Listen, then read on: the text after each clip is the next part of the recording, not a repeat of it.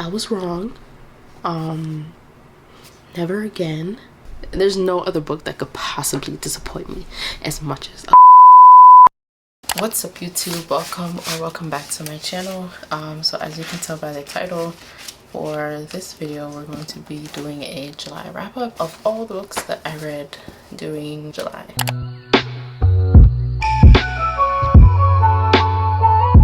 So I'm just gonna go ahead and get into it. And this month was like semi-interesting. There was definitely some books that I did like, some books that I didn't like, which may come as a surprise to you when you guys see the author and the book.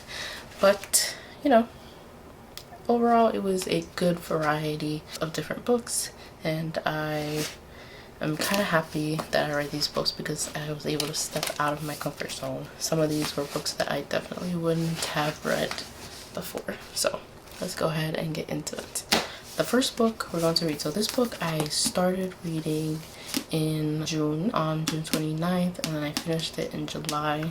So I just decided to go ahead and add it to this video. It's a pretty popular one. It is Twisted Games by Huang. I think it's somewhere between a 3.5 and a 4.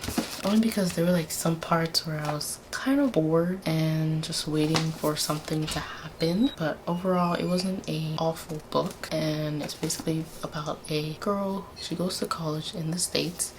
So she's from this country called Eldora, and I believe it's a makeup country. I don't think it's real. Like, she hates like the whole royalty thing, the whole princess thing. She just wants to live a normal life.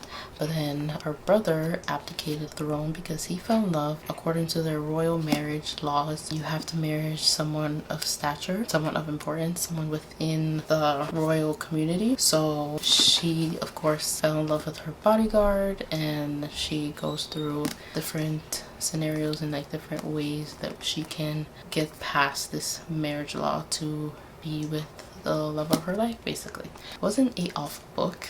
Did like this one better than the first one, only because the first one there was even more like empty spaces, and like the romance seemed rushed, and like the plot twist of twisted love seemed very rushed. But I think this one was kind of more of like a slower pace. And I do have the other two books, and I'll probably be reading those sometime this year because I have a whole list of books that I need to get through. So yeah, so that was this one. After that one I did read this book, and this one wasn't like overly popular. It's called A Million Kisses in Your Lifetime by Monica Murphy. Like I said, it wasn't overly popular. It was just like average book, but I read the synopsis on Amazon and I fell in love with it. And the fact that I think it's like 500 something pages, and it's 500 something pages of like good. I love the writing. It was so easy to follow. I love the fact that there wasn't like a whole bunch of just angst. It was perfect. I love the way that the characters in this book communicated as well. What you didn't get the what do they call it, the third act breakup. It was just perfect straight through. It was just them getting to know each other and falling in love with each other and exploring different things with each other. I gave it a 4 out of 5.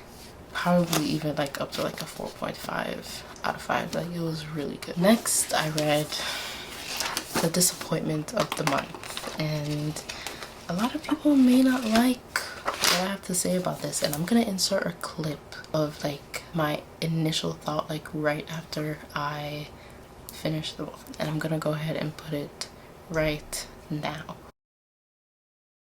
Okay, so I finished reading Ugly Love, and I'm gonna be honest with you, I felt like the book was mainly about Miles and Miles getting over Rachel. It was frustrating because, first of all, him and Rachel met, then fell in love within a month. They probably knew each other maybe a total of a year, and y'all were so-called in love, but she was so quick to leave.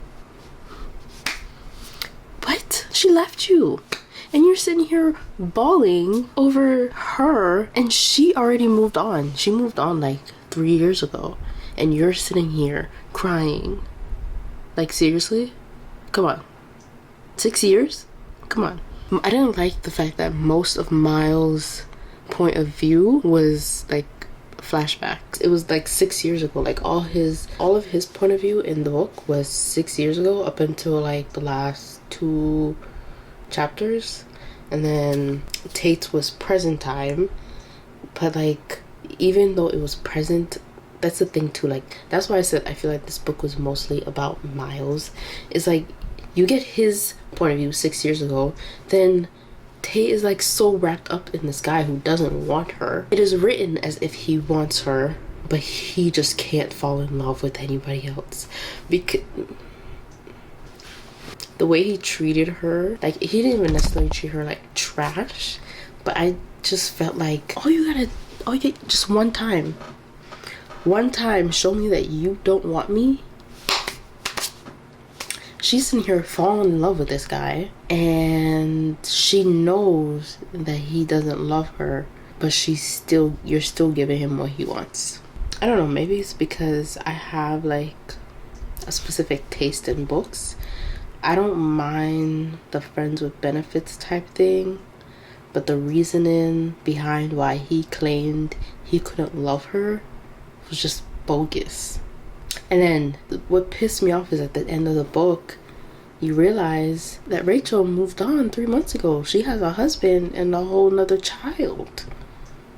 And every year you crying on the anniversary that y'all got into an accident. And then finally, at the end of the book, he goes to Rachel to get closure so that he can fall in love with Tate. Like, his point of view did not have to drag. Like, the past, like that whole retelling of the past, it did not have to drag out for like 20, 30 something chapters. I didn't think it was going to, so I kept reading because I was like, well, we'll find out what happened, then they'll get closure, and then they'll move on and they'll fall in love and they'll be happily ever after. No, there was no closure until the end of the book, and I just felt my heart was aching the whole time. So just pure frustration the whole time I was reading. I just started skimming. I was like, at this point, I'm not invested enough in this relationship to even care word for word, details for details, what is happening. Just give me the synopsis. Give me a quick run through of what is going on here, so that I can say that I finished this book.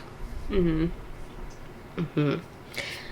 I don't want to sit here and act like it was the worst book I've ever read in my entire life, but it was just so frustrating. Like, I didn't give it like a 1 or 2 star. I gave it like a 3 star. I would actually say like more like 3.5, because the quality like of the content is like, it's a book, and you're not gonna like every book that you read, so it wasn't a bad book. I personally just hated the characters.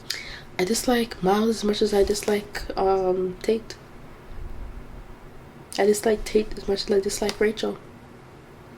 Based on what I read, he was the one that was like really in love with her. You didn't really get much from her, but he made it seem as if he was so in love with her and she was so in love with him. That's how I knew that she wasn't in love with him, because at the first instant of conflict, that the first sort of, and they're very immature, the first sign of trauma, or the first big situation that they have to deal with as adult, because you're 18 years old now, and she just runs, and then they go their separate ways. She's dealing with by herself, he's dealing with by himself.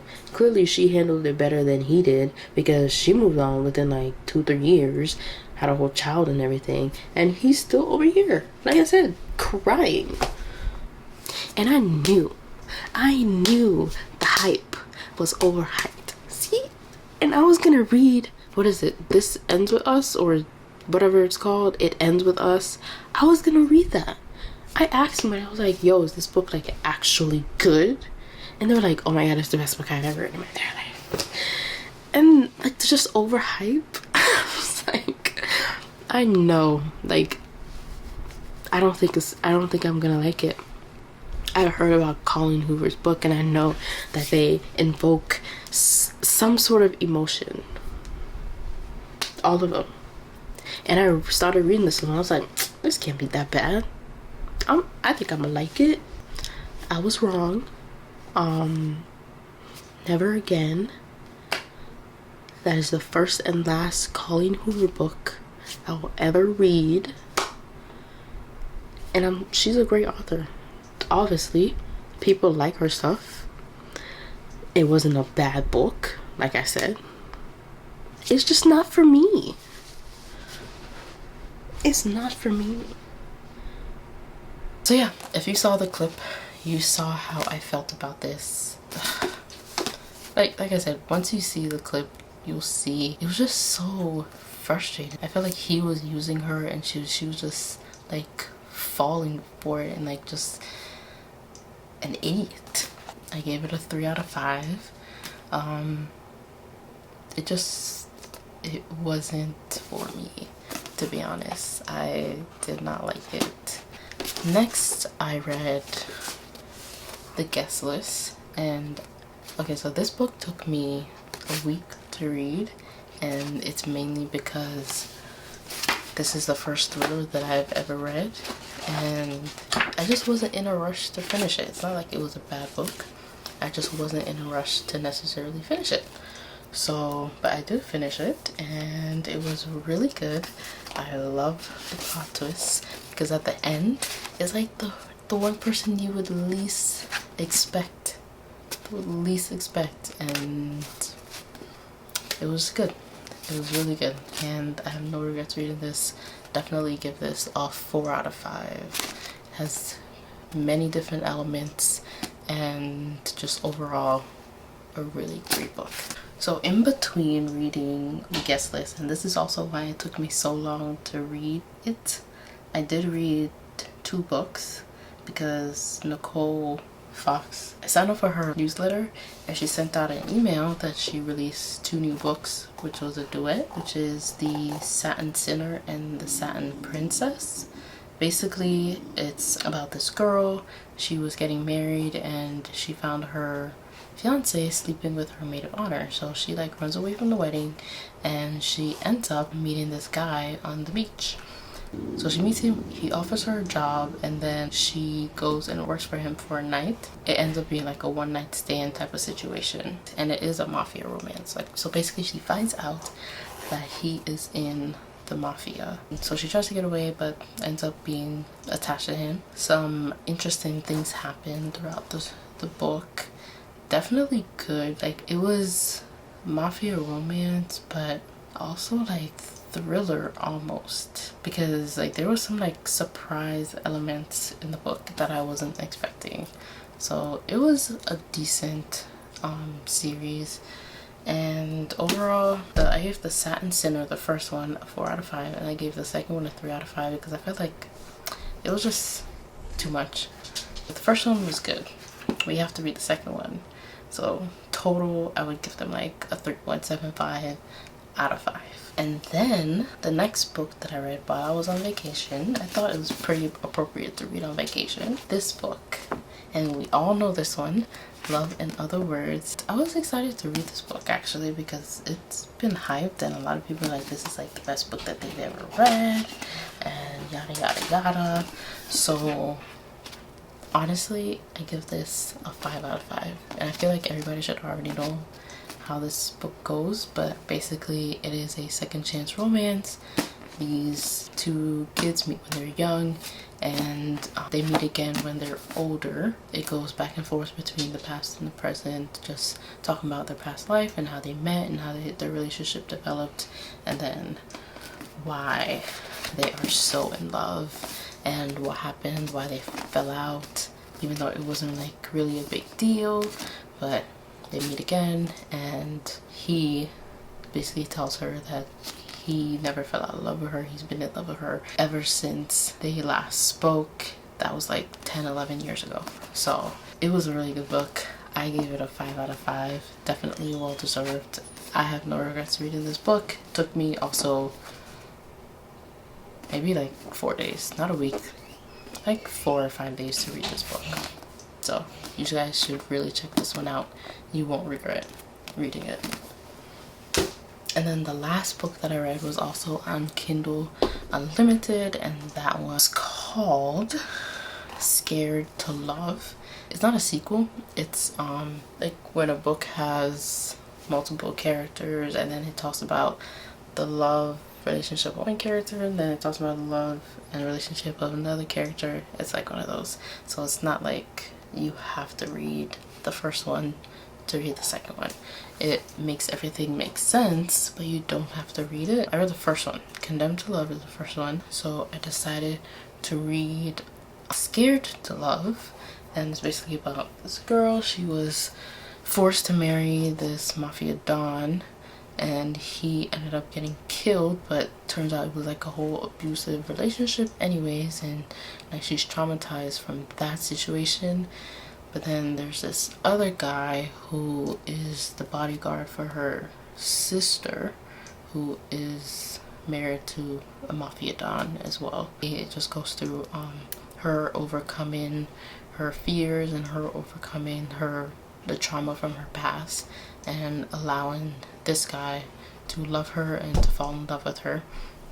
Not gonna lie, I contemplated not finishing it. I don't know, like I just wasn't feeling it. I did end up finishing it, and overall I think I would give it like a 3.5 out of 5. Not the best mafia romance book that I've read. So those are the books that I read in July. I think a good variety of books. It's definitely more of a variety than what I usually read. Usually I read a lot of mafia romances and that's it, that's all I know, but I've really been getting into contemporary romance and thrillers, so I'm excited to see where my book journey takes me for the rest of this year, because I have a lot of romance books that I haven't read yet that I bought physical, and then I have a few thrillers that I also bought and I want to read. So I'm excited, and I just thought, like, I love reading, I've always loved reading, so I thought why not just like record my thoughts on these books and, you know, put it on YouTube and see if I inspire any of you guys to read, or inspire any of you guys to read a specific book. Like you're on the fence about reading a book, so I give my 2 cents to see if maybe we have the same taste. If you have a book that you like, that you think I would like, please be sure to leave a comment down below. Make sure to like, comment, and subscribe, and stick around because I have a lot planned for this upcoming year in terms of book videos. If you guys want to see other videos though, like, let me know. I'm open to whatever. And yeah, so just stick around and I'll see you guys in the next one.